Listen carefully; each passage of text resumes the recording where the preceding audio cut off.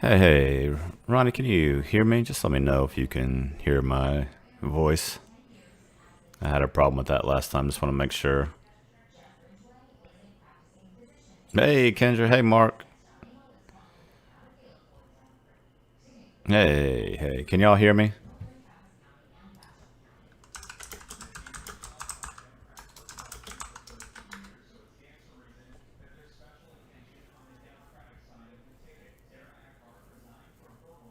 Awesome.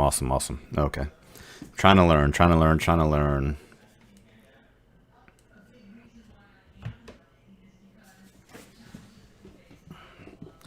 Awesome. Let's go ahead and take a look. Yeah. Let's go to Logitech Cam.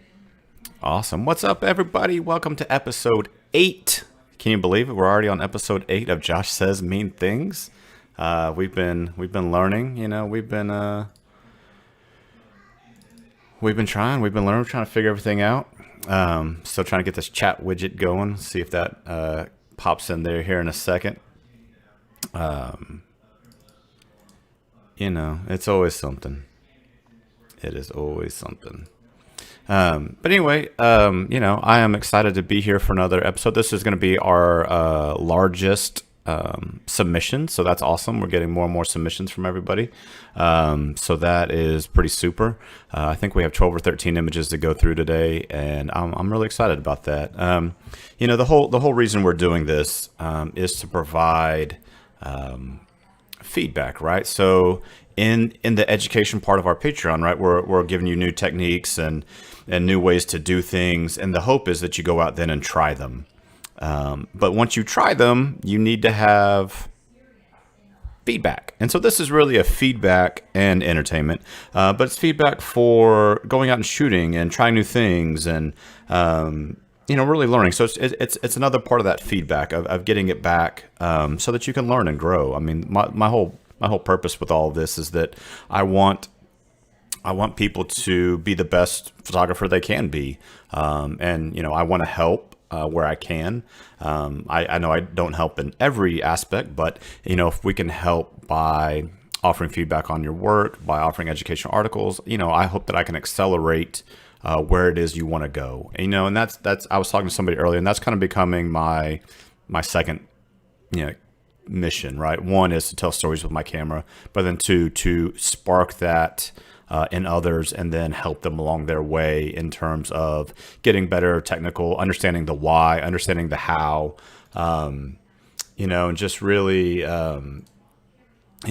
getting it going for everybody. So, that's the why. That's why we're doing this. Also, just to say hey to everybody. The other thing with having a big group, and the bigger the submissions we get, and the more submissions we get, and the more people that are watching, you're going to learn from everybody's. Okay, so you're going to learn not just from the photos that you submit yourself, but you're going to learn from the photos that other people submit. And so I think that's a good way to go about it too. So if we have 12 submissions like we do today, you're going to be learning 12 times faster than if you did it just by yourself. Does that make sense? So, yeah. Any questions before I start saying mean things? I have some really mean things to say today too. So I hope everybody brought their, called the ambulance and, got their support system on the phone. No, it won't be too bad. So, all right. So this first photo is taken by the lovely Kiera, who often second shoots with me, and I have become a horrible influence in her life. So, Kay, if you're out there, what's up? So she shot this out at Secret Theater, an engagement session a couple weeks ago.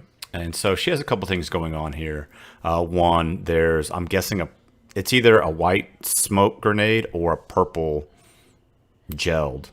It's either purple gel or a purple smoke grenade. Anyway, she has a backlight, which is the way you want to do it. There's also like this evil bunny looking thing coming around the moon. I don't know, it's kind of creepy. But I love the scene. What they're wearing really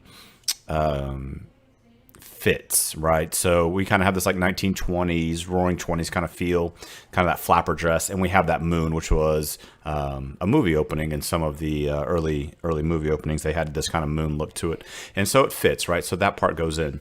What I would say here to make it better, and I say this all the time, but the most powerful tool in post-processing is the crop tool. And I think this photo would have been much better as either a square or an 8x10 instead of that 3x2, right? So all of those leaves, that top 30% of the photo just doesn't add to it. So let's bring it down. And an easy way to do that is to change your crop aspect ratio in Lightroom so that you can either go 8x10 or 4x5 or 1:1. And I think that would make it, especially because it's going with an old time feel. This 3x2 crop is, 1960s and on, 35 millimeter, but going with this old time feel, I would have liked to have seen an old time crop, which would be more 4x5 or square. And I think that would have helped sell it a little bit more. So I think the lighting's really good. Nice soft light on the front. We got a cool backlight in the back. We got this really cool, like, purple smoke, but I think as a vertical, I think it would work better as an 8x10, and that's really my biggest takeaway from that. It's just getting rid of the stuff that doesn't help. Right, our job as the magicians is only showing our audience exactly what they need to see so that we can trick them into thinking that we're good at what we do. Okay, so that's what we need. That's the main thing to say is crop this photo better. It would have been, it could have also been interesting as like a vintage post-processing. So it could be interesting as like tintype processing or something like that, where it evokes that old-timey feel, because what they're wearing and where they're at kind of has that feel. So you might just want to amp that up a little bit more. Ooh, let's see. There we go. All right. And this one is from, this is actually from our first podcast guest. Hey, Jim, what's up, man? This is from Betty Jean Belle. She was our first Make podcast. She was our first interview. She took a lighting class from me, and we kind of just clicked, and we bombard each other's Instagrams all the time with, hey, what's going on? And then we just, so she's great. And the first thing that jumped out to me at this photo, a couple things. It's a projector. At first, I didn't like the positioning, right? I felt she was too far to the left. But then when I looked at it more closely, I realized that the shadow is part of the composition. And the other thing that's really cool about it, if we look at the eyes, how they each get a yellow stripe with that center line kind of coming down. So it's a really good positioning. And that shadow really does a lot of work there as well. Now, I think it would have been good if that projector was a little bit higher, so we're not uplighting our subject a little bit either even or coming down. I think maybe it would have been a little bit more flattering, but it's kind of like this weird, right, like EDM kind of dance party feel. I think it works, right? Some of those lights are coming from the floor, so it's not a huge deal, just something to consider. I like that she's not like dead-eyeing into the camera, and this is a selfie, by the way, or a self-portrait. I like that she's not just dead-eyed into just right into the camera. A lot of like, when people start off, especially like early models, the plane of their face and their eyes both go to the camera. And what you'll see is the more engaging photos, the more engaging portraits, the plane of the face is usually off to the side and the eyes are at you, or the plane of the face is at the camera, but then the eyes are away, right? So it has some contrast. Okay, so we don't want to have both the eyes and the face going exactly the same. It's good here, and this is a good example of the plane of the face is a little bit different and the eyes are a little bit off, right? And so we can mix and match those to create more dynamism in our portraits by not having the plane of the face and the eyes directly, right, just boring down at our subject, right? That kind of off to the side, up, down, and, or move the eyes kind of with it. So that's always like people that work with me a lot, they'll kind of do that as well. They'll just kind of understand that that's what I'm looking for. Because sometimes I just want just a little tweak. So I really like playing with this projector. Actually, I just came up with a new class for precision that we're going to try. We'll see if it works.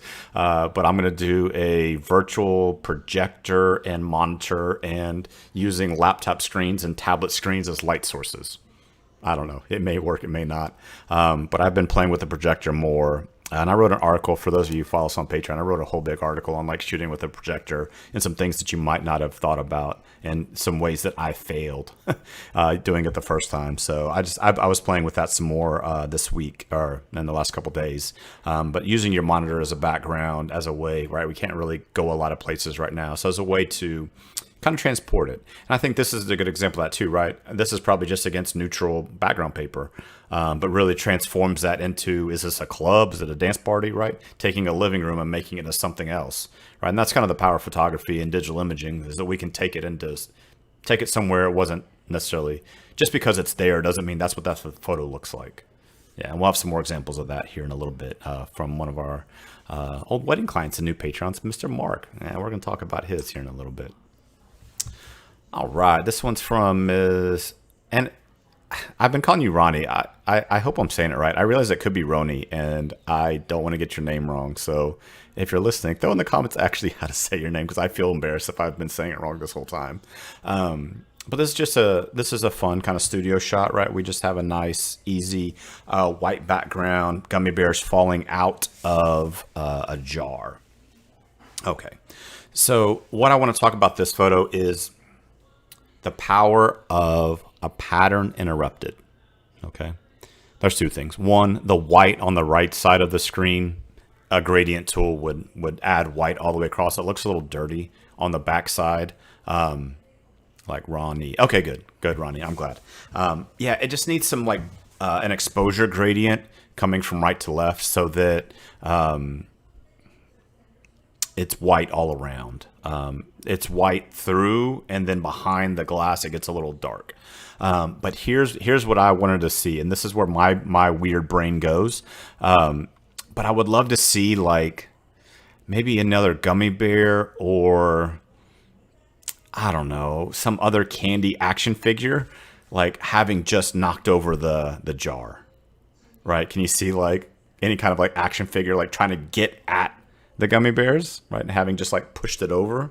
To me, that would have made me chuckle, right? Just thinking about that's kind of funny. Exposure's good, composition's good, but it just needs that. This is a pattern of gummy bears, and it's not interrupted. Although it looks interrupted because it's spilling out of the jar.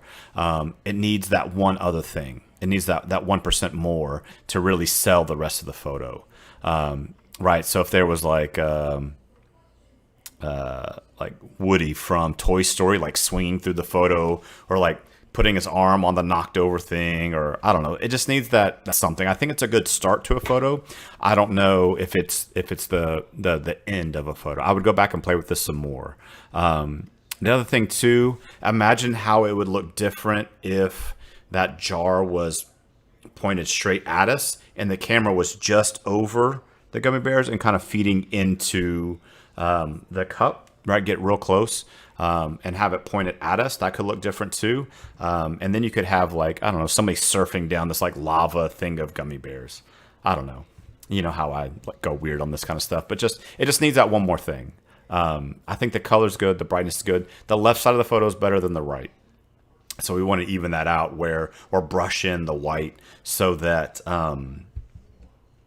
just that dirtiness on the one side, that's the first thing my eye went to. But then conceptually, it just needs something more.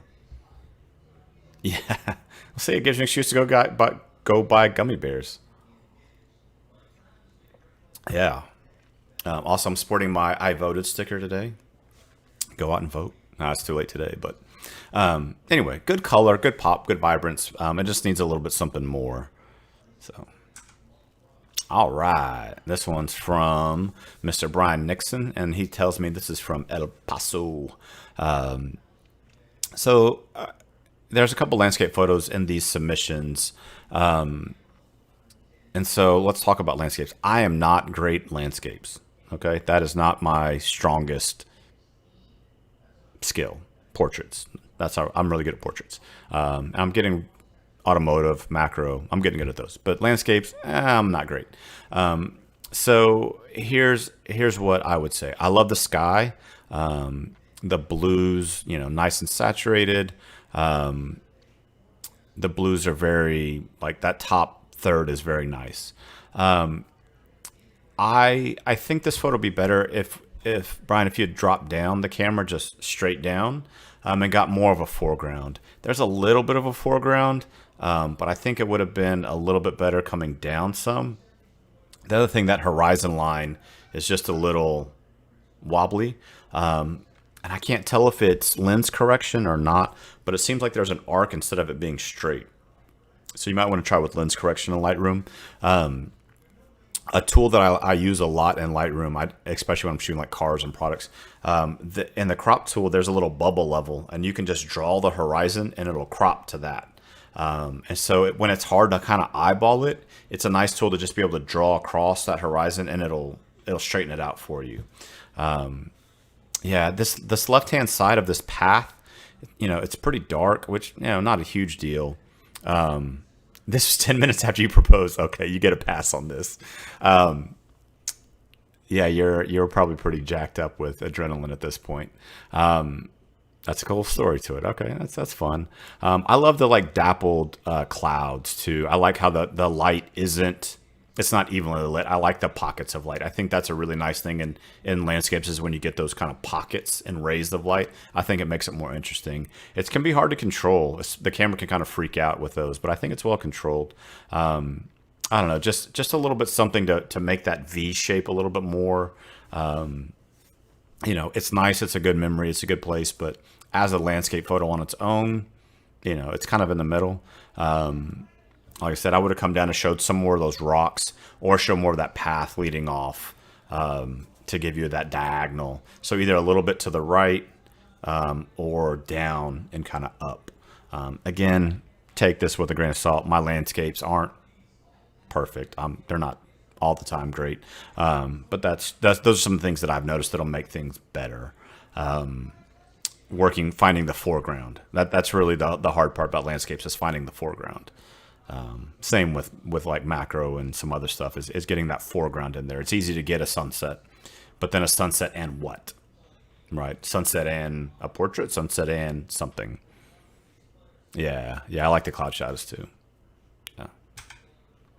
All right, this is from Kendra. I think that's my head in the photo on the right there. If you see a little silhouette, this was actually from, we did a Patreon VIP shoot. So we have a high tier. So those who want to come shoot with us a bunch, we have a tier for that. And this was at the event we did in June out at Granger Lake. The clouds were just going crazy that night. We got this really beautiful sunset, and I saw the source file for this, and I think as an edit, it's good. One of the things that I would say is, with landscape, so much of it is capturing the data while you're out in the field, and then worrying about everything else when you get back. Things can change so fast. You only have just that little bit of time to get as much as you can. And so I think this case, shooting a bracket, like a +2, 0, -2, with a bracketing, and then combining those in Lightroom or Photoshop as a HDR, or just layer masking the foreground onto the background. There's these really cool rocks out there, these really big, like jumbly rocks, and if we could see them a little bit more, I think this photo is a lot better. The sky is the highlights. This is actually the after. I think so. Well, it's a good example either way. The highlights are well controlled, and that sunset's well controlled. A lot of times, if you expose for the foreground, you get really thin feeling sunsets. The sunset feels right, the skies feel right, but layer masking in a foreground of the same edit or from another source file, it's really going to make it more dramatic. I struggled with this. I was there shooting too, and it was fun to try to capture this, but the dynamic range was crazy, right? You're shooting right into a sunset, and then you have, shadow side of a rock. Your dynamic range is, even the best cameras, right? The best cameras can do about 14 stops of dynamic range. And this is probably 18 or 20 stops of dynamic range, right? From full sun, to shadow side of a rock. Like that's a big difference. So an easy way to do it, and the way that I do this, I shoot in aperture value mode or aperture priority mode. And so I'm shooting at, ISO 400, f8, and then the camera will shoot an automatic bracket of like +2, 0, -2. And then in post, we can combine all those files together and create a new file that we can then edit. And it allows us to push and pull and capture more of that data. This is the same idea of like, why do we use flashes outside? We'll expose for that background, and then we'll light our subject. So imagine the same scene with a big, powerful lights on either side of the camera, and we could have lit up the foreground as well, right? That's another way to solve that problem of not enough dynamic range in one shot, right? The cameras can only do so much. Our human eye sees it, so our human eye can see something like 2 to the 22nd dynamic range. The best cameras can do maybe 2 to the 14th, maybe 2 to the 15th, depending on how you test it. And that's at base ISO. So if you're anything above 100 or base ISO, it starts going down. You know, so if you're at ISO 400, 800, you're down to like 11, 12. So, you know, a lot of photography and a lot of tricks that we have to do is combating dynamic range problems, right? How many people try to take a picture of a portrait at the sunset, and you either get the portrait or the sunset, but not both, right? So that's why we use, you know, HDR techniques, or that's why we use our off-camera lighting techniques as a way to compress what the camera can see down into a range that it can register, even though the scene has this much range, right? So what HDR is doing is we'll take a chunk, smash them together, and then it looks like we took a photo with that much range. Okay. And maybe I ought to write an article about using aperture priority. If I'm not in manual mode, I'm almost always in aperture value mode, almost always. It's just a very fast way for me to shoot. And I can help you set up your cameras. If you have questions, let me know. I can help set up your cameras. And there's a couple little tricks to make it real easy to shoot that way. Especially if you're going mirrorless, you can actually see your new exposure in the screen. And so that's really nice as well. All right. So Kendra, let's go shoot some more landscapes. I need to get better at them too. Hey, Mark, look at this. So this is Mark's wife, and disclosure, I shot their wedding a couple years ago, and now Mark has jumped aboard with all of our crazy train.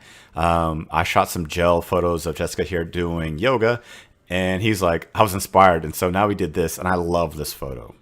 So again, we always talk about how the crop tool is the most powerful tool in Photoshop, right? Or Lightroom. It's the most powerful tool. Why? She's doing a headstand, but rotated on its side, it feels like she's in a aquarium or submerged.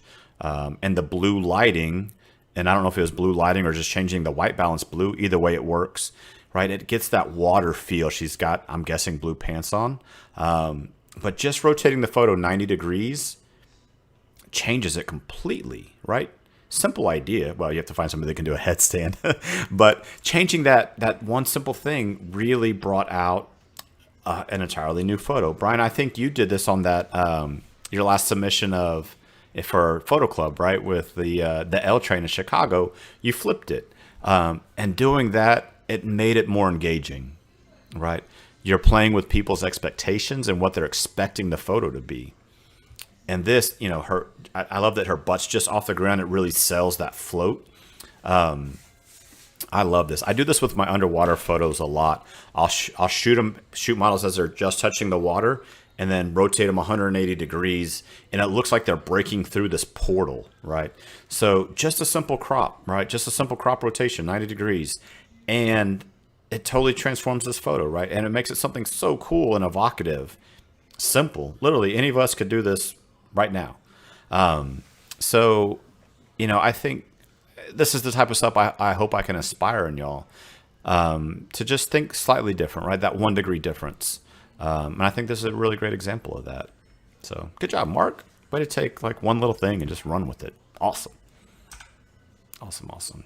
All right. This is my good buddy, Koshlish. I've known Kosh for a long time. We used to work together in the corporate world, and now we do photos together all the time. I thought this was just a really good example of what like a corporate headshot could be. If I were starting a business to make money with photography, having having headshots be a component of it would be absolutely, I mean, it is something we do quite a bit of, but this is something I would absolutely, this skill is a great one to have. Learning how to do headshots is like meat and potatoes photography business. So if making money with photography is something you want to do, I would recommend learning how to do headshots because everybody needs them. Everybody needs them, and everybody needs them more than just once. Right? Every couple of years, you probably want to update them. Actors, models, corporate people, updating their LinkedIn. Like there's such a demand for it.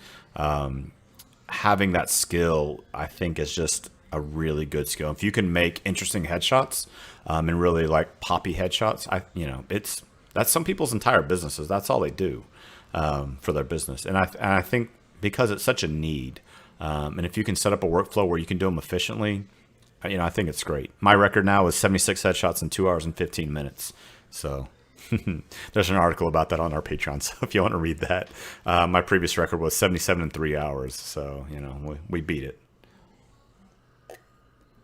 But this is good. I will say the front shoulder being cropped that way makes it's a little weird without the other shoulder being cropped. I think if we cropped in a little bit, I think it would have been better.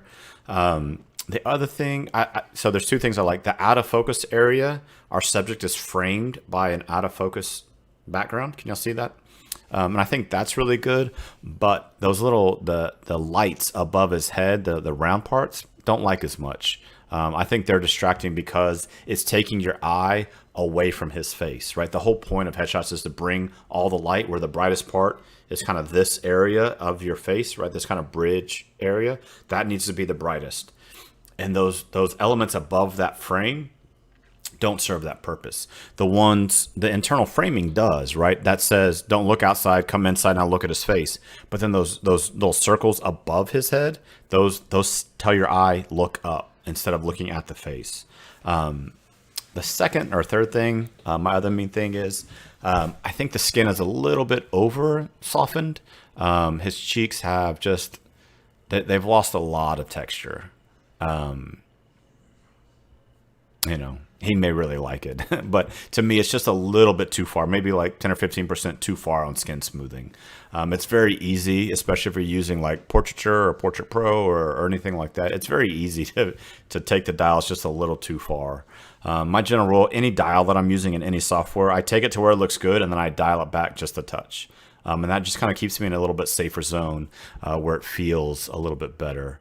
I do like this kind of over-under lighting, right? The chin line isn't black, even though the light is above his eye line.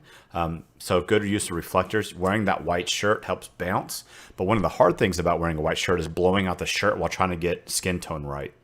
And so this is actually very well handled in the shirt. That's a very easy area to blow your highlights in, especially if you're using off-camera lighting, right? It's just very easy to lose that detail in the shirt and you'll get blinkies. So good job there in using that overhead light and a fill or maybe an under light. I think it's a fill card or maybe it's off to the side. I think there's a light off to the side as well. So caution if you're on, let me know. So yeah, really good headshot. I would just fix those couple little things. The circles above would be the first thing I fixed, and then he's dead center, which is fine. I don't mind our subjects being dead center, but just that shoulder, one shoulder's cropped off and the other isn't, and so the weighting of the photo just feels just a little bit different. So yeah, good headshot though. Get good at headshots, you can make money with photography. All right, this is from Miss Elena. Elena, I don't know if you're on here. I hope you are. She has been one of our nice and early supporters. She's been our model at a bunch of workshops. And I don't know, man, I think I've known her for like 10 years or so now. So again, another landscape. This one comes from Colorado is what she told me. Again, we have a middle ground, right? We have the snow. We have this cool texture of the rock. We have the background, right? These cool clouds. But the thing that I would change is just dropping down again low. And finding that one rock in the foreground so that we have a sense of scale against these cliffs in the middle ground, right? So having that relationship of front and back and front and middle. You know, that's in the landscape photos that I love. A lot of them have that, you know, foregrounded element. So this one has a middle and a back, but not a foreground. I do love this kind of like diagonal line that's running through the photo. So it starts on the white snow and kind of runs all the way back to those back cliffs. But I think coming down just a little bit and just moving the photo slightly to the left. So that left cliff is just, it's cropped a little close to the edge. And so getting a little bit lower and spinning to our left, I think would add just that little bit more, more to it. I do like the weight of the photo. I do like that the rocks and the sky kind of balance each other. Can we feel the balance of the photo feels right? Like there's not too much sky, there's not too much rocks. They're weighted well against each other. The only thing I think that would really add this is just one rock in the foreground in focus, or even out of focus, but just something in the foreground to give us a sense of the scale of these cliffs. I don't know, are these 10 feet tall? Are they 100 feet tall? Are they 1,000 feet tall? Kind of hard to say. So having that foreground element tells our brains how big it is and how massive it is. We need to have that relational idea.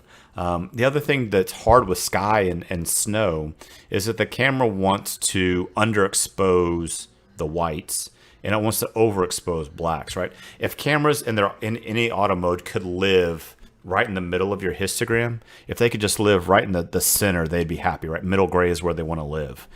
Because cameras are designed to print at the end and they want to print in the middle. Anything too far to one side and it's harder to print. So their bias is to put your exposure right in the middle. So if it sees pure white snow, it wants to underexpose it.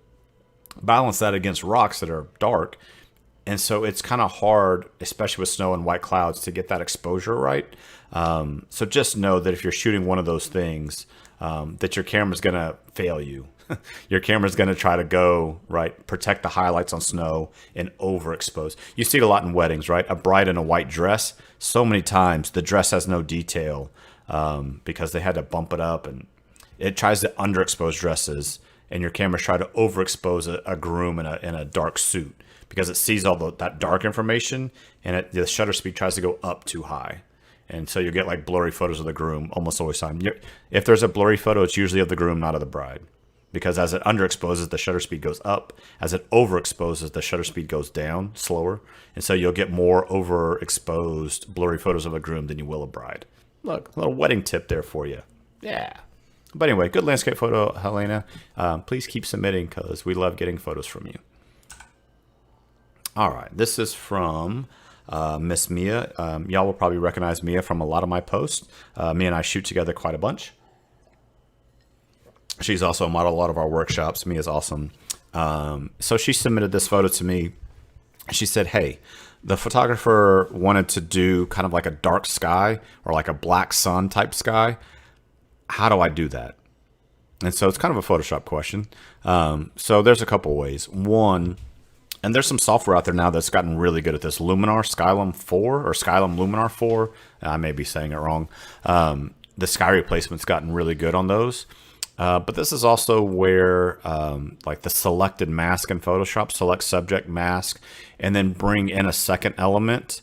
I asked her if this was done all in camera. She said yes. So this is, good job of being lit, right? Nice lighting. And this is a cosplay. She and I shoot a lot of cosplay together. So, I think the trees are well balanced to where her head is, right? We have three, like we have a tree on the right, tree on the left, and her head. So it's a good three. In camera, I don't know if there's not an easy way to do this in camera, but in post, it's pretty easy to get rid of that sky. So probably the easiest way would be select and mask out everything but the sky, and then bring in like a stock photo of like a solar eclipse or something like that right behind. And that's really the way to do it. Cosplays are hard. We want, a lot of them are based on like animations or movies with $1 million, $100 million CGI budgets. And as a photographer, we're challenged with, okay, now recreate it in camera. For me, I've started experimenting with using a projector as a background, as a way to transform where we can go and shoot. But some of it just comes down to Photoshop and just replacing elements that we don't like. In this case, I think a stock solar eclipse photo, layer masked against that blue sky, I think would have transformed this into a very interesting photo. I like the texture of it. The texture on the foreground of those small rocks catching just that little bit of light would lend itself well to that kind of ring photo, just that ring of a sun coming behind her, like the halo of the moon or something. I think that would have made it a little more powerful. And that's the way to accomplish that.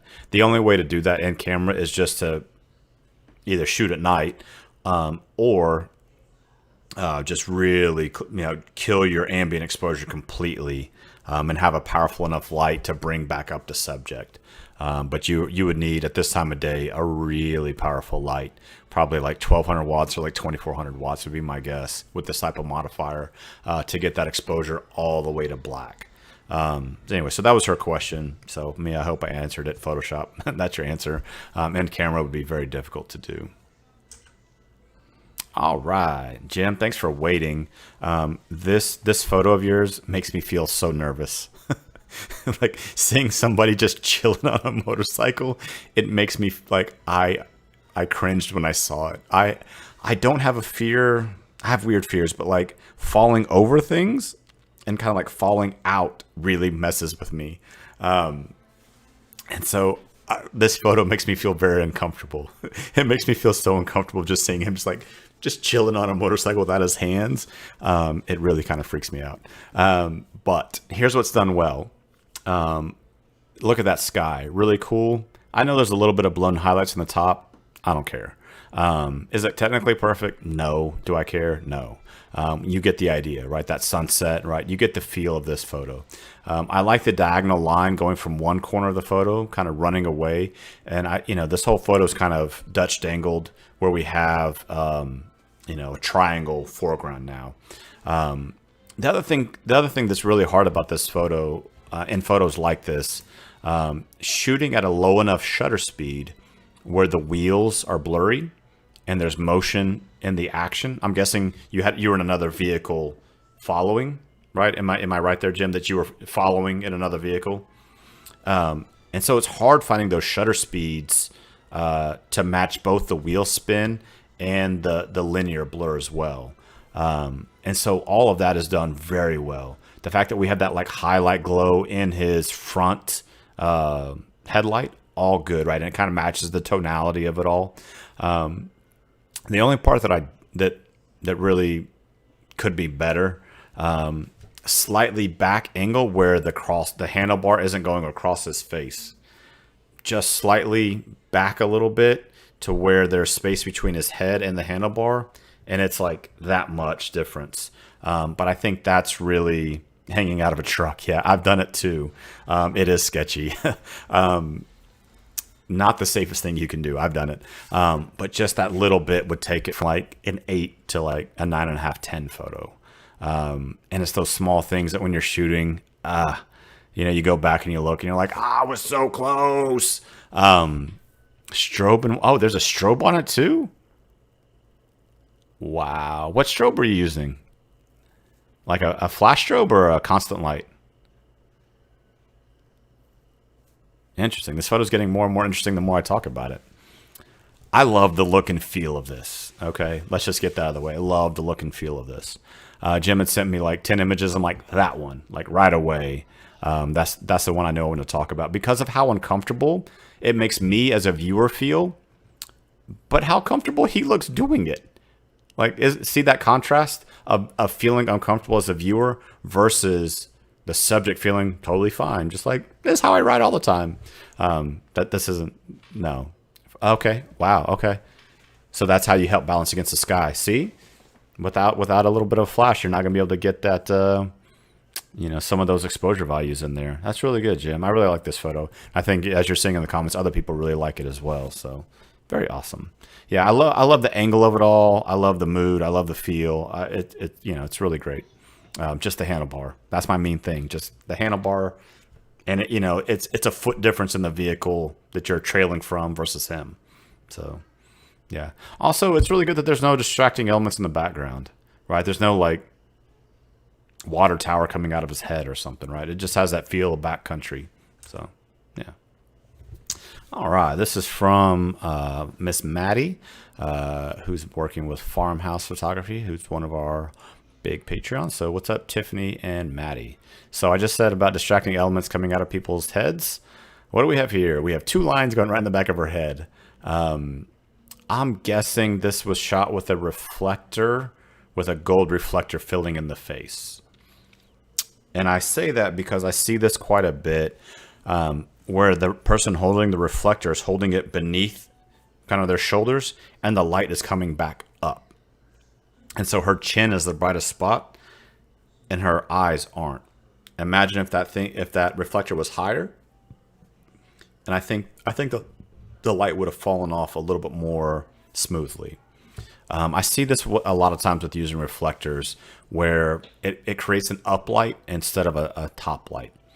Uplight is hard to work with. That's kind of that vaudeville look. It's kind of that vaudeville stage lighting, and it's very easy to overcook your uplights. And so the two things that I would change is the angle of the reflector. I would make it above instead of below, and then I would Photoshop out those railroad track beams coming out of her head. Now, here's my little mini rant. Those of you who don't know me, the family business that I grew up in is train derailments, and our biggest client is Union Pacific. If this is an active railroad bridge, I don't know if it is or not, so I'm not calling out this photo in particular, but if you're shooting on an active rail line, you're trespassing. And you can be arrested for doing it. Also, people get killed doing it all the time. Please don't shoot on railroad tracks that you know are active. If they're absolutely decommissioned and whatever, that's fine. But if they're active tracks, I don't want y'all to die. I love y'all too much. I don't want you to die. And I also don't want your clients to die. It would not be good for business. No, but it is a dangerous thing to do. I'm guessing with having a chair there that it wasn't an active track, but if it is, don't shoot there. I know it gives you those cool leading lines and all of that, but it's just kind of a no-no. And I've gotten in arguments with people, but I will give you a little bit of trivia. My dad and my uncle's company, they have an office in San Antonio and an office in Houston, and they do something like 300 train derailments a year. And they're not the only company that does it in Texas. That's just in Texas. So please don't play on train tracks. That's my mean things. That's my really mean things. But otherwise, it's really good. I like the hands in this photo. I like that her hands are both doing something, right? One's on her chin, one's on her cap. A lot of times it's what do I do with my hands? So, I think that's good. I like the greens, the blues. That all works pretty well. But yeah. Get the angle of the reflector a little bit higher, and then fix the thing behind her head. Yeah. All right, this comes to us from Miguel. He says this one is from Cuba, and this photo's cool. So let's think about this photo, right? So the rule of odds, right? So let's think about the rule of odds, which says 1s, 3s, and 5s are interesting, 2s, 4s, and 6s aren't. So what do we have here? We have three modes of transportation. We have the car we're in, the car in the road, and a horse. And how great, it's a saddled up horse too. So how great of a story is it that showing that contrast in, I'm in a taxi, I see a car and a horse, right? It tells the story of time, of what could be. We don't know what era this is from. The other thing too is that the car in the background is being looked at by the person in the rear view mirror. Can y'all see that? So there's somebody looking at the car in the rear view.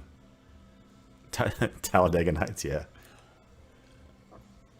But I love that the horse, without the horse, I don't love this photo as much, but with the horse, I love this photo.